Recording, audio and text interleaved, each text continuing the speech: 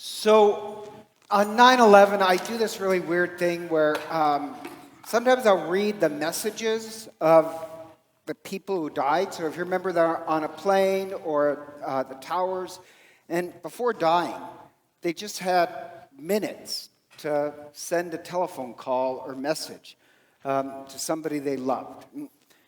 Kind of always brings me to tears, but you can actually go online and read them. Some you can actually hear their voices. And so to me, they're like these legacies of final prayers. And so I just want to read a couple of them. So one guy, his name is Jim. He had just accepted a promotion, and he's in the towers, so he calls his pregnant wife, Jill, and their 2-year-old, and this is what he said. "There's a fire. I love you. Tell Nicole I love her.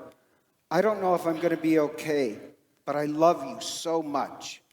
Or Melissa was in New York just on a business trip for one day, and she tried to call her husband Sean in San Francisco, but due to the time difference, it just went to voicemail. And her message was, "I just had to let you know that I love you. And I'm stuck in this building in New York. There's a lot of smoke, and I just wanted you to know that I love you always." Or a woman named Cece. She was a flight attendant, and her husband's a cop, but he worked the late shift, so he didn't hear the phone ring, and it went into voicemail. And this is her message.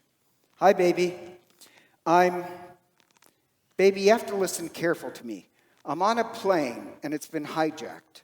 I'm on the plane, and I'm calling from the plane. I want to tell you that I love you. Please tell the children that I love them very much. And I'm so sorry, baby. I don't know what to say. There's 3 guys. They've hijacked the plane. We're turned around. I heard that some planes have flown into the World Trade Center. I hope to see your face again. I love you. Bye." Or this one woman, Jules, to her husband. Her husband to Jules. "Jules, this is Brian. Listen, I'm on a plane and it's been hijacked. If things don't go well, it's not looking good. I just want to tell you that I absolutely love you. I want you to do good, go have good times. Same to your parents and everyone. I just totally love you. I'll see you when you get here." So they're just really moving to me. And all these messages, I find them literally prayers to loved ones. But you know what's missing? And you can go online and see them all. You know what's missing? All these legacies, none of them said, "Honey, I want you to remain bitter. Stay angry and bitter for the rest of your life." All of them were about love.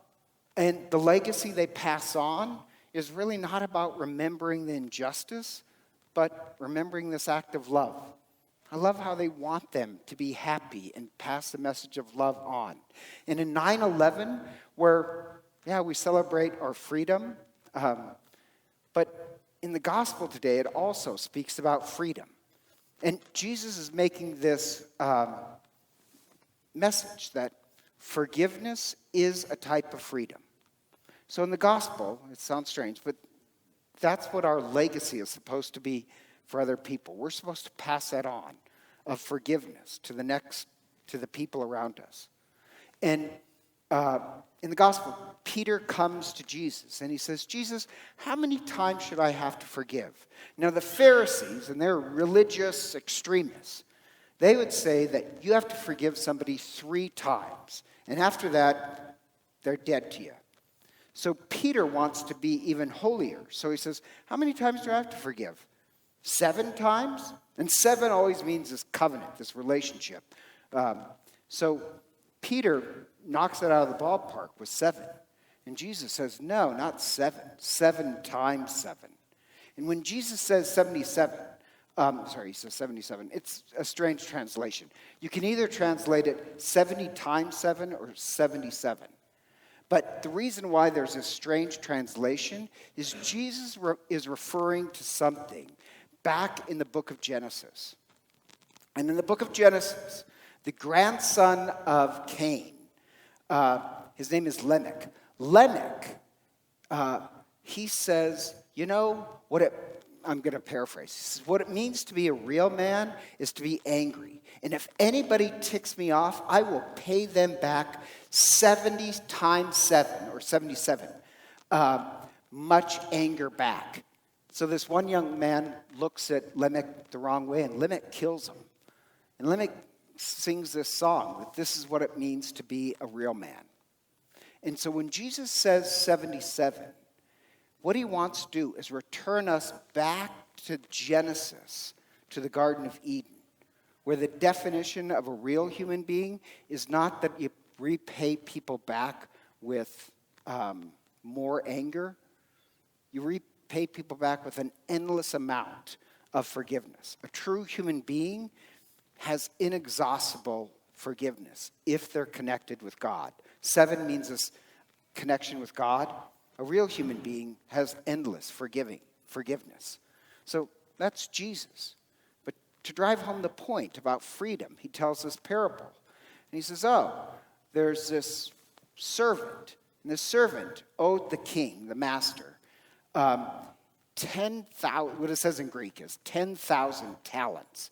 Now, a talent is a large amount of silver. 1 talent of silver, it would take the normal person 20 years to gain that much money. 10,000 talents, that's in modern terms $1 billion. Like, I don't know anybody who can run into debt $1 billion. I mean, with that kind of effort, you have to be the American government, I guess. I don't know. But so he owes $1 billion. It's going to be thousands of years before he can pay it off. And so the master just forgives the debt. And then that first servant, he finds another servant who owes him 100 denarii. And that's about 3 months' wages. And the guy says, please be patient. I'll work it off. And the same exact words that the wicked servant used. And he says, absolutely not. And he sells him off into slavery. So other servants tells the king, and the king takes the wicked servant and says, when you owed me a great deal, I forgave it. And you couldn't pass that forgiveness on to somebody else. And puts a wicked servant in prison as well. And the point being, it's a strange parable, but the point being is that unforgiveness is a type of prison. If you can't forgive other people, in this twist of fate, you'll end up in this prison of hatred. And if you can forgive other people, you stay free. So if you practice forgiveness, you silence the voice of the oppressor in your head. If you can't forgive, then the oppressor's voice in your head, it's just amplified.